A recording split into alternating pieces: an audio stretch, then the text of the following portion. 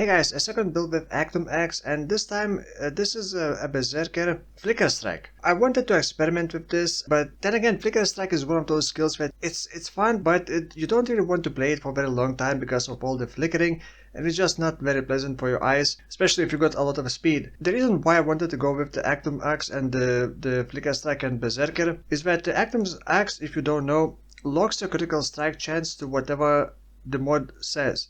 In my case, it's 30% critical strike chance. I cannot lose it, I cannot gain it. Even the Assassin's Mark would not grant me critical strike chance. However, the drawback, you have no intelligence, is very easily countered by the Timeless Jewel, Supreme Ostentation node, which I used in my Jug build as well. Another thing why I wanted to go Berserker is Blitz charges. I always dislike playing with the Berserker Blitz charges because you need to build a lot of critical strike chance because you lose critical strike chance when you stack Blitz charges.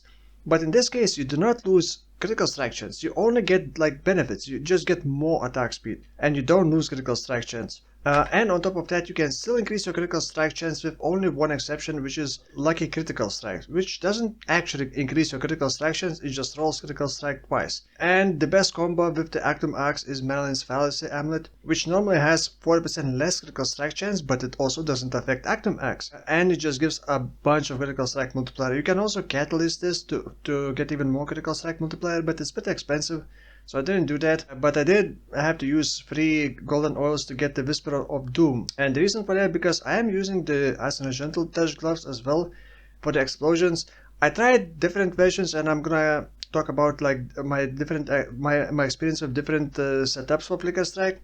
Because the main question is, how do you sustain frenzy charges? Unless you're doing like 100% frenzy on hit setup, which is a bit annoying to build around, you're never gonna have a guaranteed frenzy charge generation on every single Flicker Strike. So you do want to essentially ramp up the maximum frenzy charges that you can have. Like in my case, I have, well, right now I have 4 maximum frenzy charges, but like I said, a couple more levels I would get a 5th frenzy charge. So you can kind of store those frenzy charges for whenever you fail to generate new frenzy charges. What I have is the Flicker Strike itself, the quality. It has 20% chance to gain frenzy charge on hit, obviously multi-strike, because you're gonna be striking 3 times instead of 1. So you're gonna have 3 chances to generate a frenzy charge, and you only spend 1 frenzy charge per multi-strike. So essentially I have quality Flicker Strike, the body armor, the Redeemer's body armor, 10% chance to gain frenzy charge on hit. And then I got on the same Timeless Jewel, the one that gives Supreme Ostentation, which also rolls Eternal Fervor, which gives another 10% chance to get frenzy on hit. There are other ways to get it, like Blood Rage, Alcohol, or something like that. It seemed redundant to me. You're not gonna have enough chances anyway, so instead just ramp up maximum frenzy charges. There are gonna be times when you Flicker Strike once and you're gonna generate 3 charges. So you essentially store those charges for later when you fail to generate. That's why I also went for the Corrupted Ice Gentle Touch gloves for maximum +1 maximum frenzy charge. Surprisingly, they are very cheap, like 30 years. And the reason why I went with the Ice Gentle Touch, I really wanted the explosions. Explosions make it feel much smoother, much better. And I tried different setups with the explosions. I tried using the exploded body armor. I crafted the exploded body armor and then used the Ceaseless Feast gloves, which also allow you to generate frenzy charges. However, it just did not feel as satisfying. The explosions were very inconsistent. Yeah, it just didn't feel good. And also losing Temporal Chain meant that enemies would pose more threat to me, because you don't really play Flicker Strike if you want tanky build. If you play Flicker Strike, you want speed, you want damage. You don't think too much about defenses. So I dropped that idea. But by the way, Ceaseless Feast, the reason why I didn't really like it in the end, and you could still use them, swap it for bosses, is that you still need to corrode enemy evasion. And it corrodes 1000 evasion per stack, and it lasts 4 seconds. So you still need to proc the corrosion stacks and shred enemy evasion completely before you can start generating frenzy charges. Which still means that you start Flicker and then you fail generate frenzy charges, and then you have to wait for the cooldown. Do it again until you corrode the evasion completely, and it just doesn't feel as good. So in the end I decided to go with the Ice and Gentle Touch. It gives me Temporal Chain, which slows enemies down, which gives me a bit of extra defensive layer sort of. Talking about defensive layers, this build has life gain on hit. Yep, and that's pretty much it. It doesn't feel too squishy, but however, this build felt absolutely fine in like tier 12 maps. As soon as I started doing tier 14, 15, 16 maps, it just became infinitely more frustrating. I started dying, and if you die with this build, it feels absolutely horrible because you lose all the rage, all the blitz charges, you lose all the speed and a lot of damage. And then when you come back, you start slow, and it just feels bad. You do have life gain on hit ring, which I think you need for clearing. For bosses, maybe you don't need, because this is also using Portia's Mark on hit, and Portia's Mark does have quite a lot of life and mana on hit, but only against rares and unique enemies. I did try to stack some chaos rest, so it's actually positive, so it's not too bad. I do have a bit of armor, but not much. I was using the gold flash just for a bit of extra farming potential. I don't know.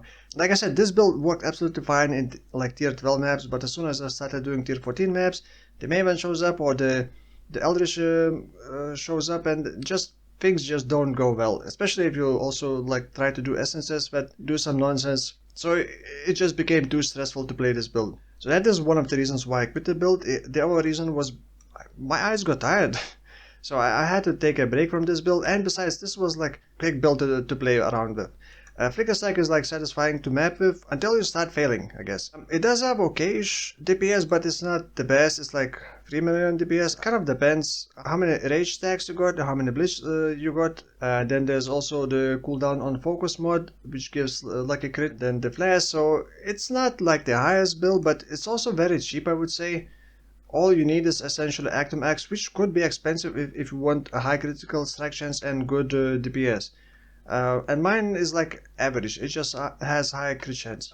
As you notice, I have Stormbrand. This is just to help generate frenzy charges. Having an extra skill that hits twice per second, like passively, just gives me more chances to sustain my frenzy charges. The big drawback is actually I had to get quite a lot of accuracy, because when you use this timeless jewel, your dexterity does not provide you any accuracy. Same goes for life pool. Your strength will not provide you any life. That's why my life pool is not very high, but like I said, just leveling up would give me quite a bit of life. It should go to like 5.6k life with like 3 levels. I can get another jewel and another frenzy charge, essentially. By the way, one like small drawback is that I only have strike skills target one additional nearby enemy, and that's it. I don't have like extra strike gloves because I'm using unique gloves. So I'm only hitting 2 targets. But it doesn't matter, I got a lot of attack speed, and because of the explosions it doesn't feel bad. And I don't want to be running Ancestral Call because I am running melee splash. I think it's kind of a must for clearing, and then swap for like melee physical damage for single target. This is, by the way, also with Impale. So I'm gonna leave Powerful Building import code in the description for this build, and I'm probably gonna scrap this build because actually I already played another build, but I quit another build as well.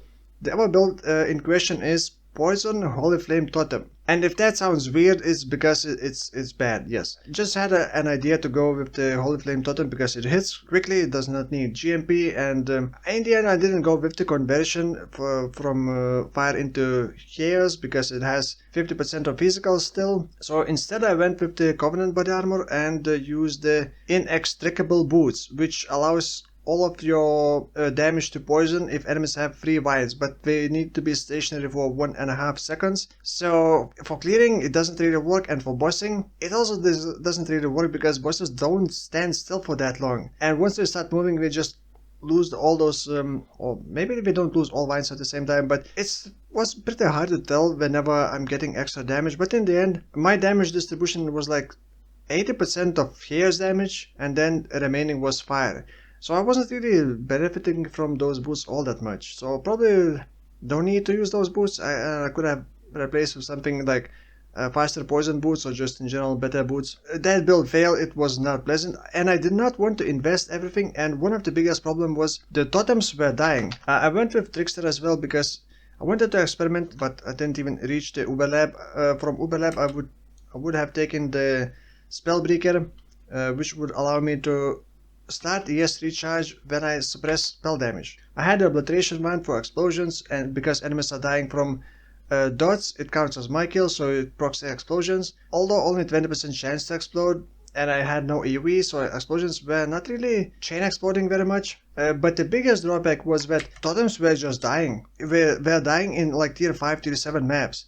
And I had this totem like cluster, which gives them tankiness, piece damage reduction, extra life, LRS, extra life, and duration. And they would just sometimes instantly die in like tier 7 map. I'm not gonna be traveling all the way around the passive skill tree to pick up all the totem tankiness nodes just to make them survive yellow tier maps. And I was using level 21 Holy Flame Totem. So I think the totems are like really squishy this league, or just enemies are doing a lot of damage and too much. So that's one of the reasons why I quit this build even earlier on, because if totems cannot survive yellow tier maps and I won't be getting any extra totem tankiness, there's no way that we're gonna survive red tier maps, so I quit the build early on. I will probably include path for building import code if you want to analyze the poison Holy Flame Totem as well, but it's nothing I would recommend. Anyway, that's gonna be it for now. Thank you for watching, and I'll see you in the next one. Bye bye.